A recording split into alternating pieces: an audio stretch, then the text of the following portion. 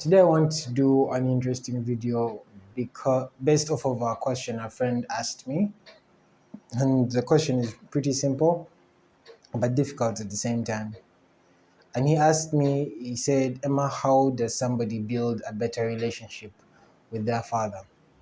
Now, that is a very tricky thing, especially for African boys. Now, for African American guys in the US, for example, the reason why they struggle with building relationships with their dads is because their dads just are not there, are not physically there. But in Africa, our fathers are actually around. But the only difference is we don't necessarily always see eye to eye with them, and it is difficult for us to build a relationship whereby we can easily communicate with them and we can easily get along with them. And so you find that sometimes a lot of young guys in Africa have a hard time building solid relationships with their dads until they're somewhere in their 20s. Now, if you're a teenager and you are attempting to build a father and son bond with your dad when you're young, one easy way of doing it is by figuring out a few things he's interested in, and then you also build an interest in that. And on top of that, you could get involved in some of the activities that he's involved in. And you can start doing that as early as 16, 14. Basically before that age, it's your dad's job to reach out to you and try and connect to you. But the older you get, the more you have to be, I would say, present and consistent, and you need to take a step forward to try and build a relationship with him as opposed to just waiting for him to give you a call. One of the things that I did to try and build a better relationship with my dad was I simply spent time in his presence.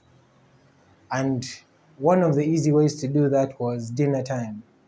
In Africa, not every family is this dinner at the table type of family, but if you are, then that kind of helps to smooth things over. But if you're not, try and have dinner near him or with him. And hopefully, slowly by slowly, this should help you start off conversations. Because one of the things that a lot of dads, especially in Africa, don't really do is they don't really talk to their kids, they don't really talk to their sons. And so you find that your dad grew up in his own world and you grew up in your own world. And so now you're kind of rediscovering each other, especially in your 20s, and you're starting to understand one another. And I wouldn't say that my relationship with my dad is perfect right now, but it is a lot better than it used to be. And there are still situations in which he will go through my mother to try and speak to me. But because of the amount of work that we have done, it is a situation whereby. So if you're enjoying the content and you're enjoying the video, feel free to like and subscribe, and always do not forget to leave a comment. I'd really want to hear your opinion on some of these videos, and it will help me find a direction as to what type of content you might want me to do next. So that being said, let's get back to the video. But if you are in a situation whereby you are having a hard time simply just communicating with him, you just can't communicate with him, period. One of the things you could do is, like I said, spend time with him and build up the conversations slowly. That gives him an opportunity to get to know you and gives you an opportunity to understand him. And so when you are able to start those types of communications, one of the things that African fathers especially love is when their sons come to them for help. So you might not go to him for financial help, but you can go to him for advice, on how you can tackle certain things in life. And those situations give him the opportunity to impact some of his knowledge onto you, but most importantly, it gives you the opportunity to, one, have a conversation with him, and two, build a better understanding for him, and it also gives him the opportunity to understand where you are at in your life based off of the type of questions you're asking, and based off of the answers he's giving you.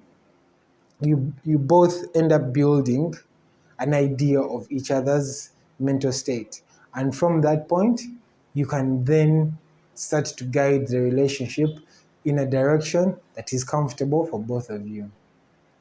Another thing you want to do is you want to put away childish tendencies as quickly as possible. Just because he's your dad doesn't mean you should still act like a child. You are now in a position whereby your father wants to relate to you, but not as father-son, but almost as peers. You want to create that type of environment. And it is only in that environment whereby you can really get the best quality relationship from each other. But above everything, it has to remain respectful. You have to remain respectful of the fact that this is your dad. But what you want to do is you want to act mature enough around him that he trusts you in particular situations, so that even when he goes out, let's say with his boys, he can invite you because he knows you will act like a man. And if he invites you, that is another opportunity for you and him to bond. Now, don't get me wrong, this process takes time. For me, it took probably 7 years. For you, it might take a little bit longer depending on where you're starting from.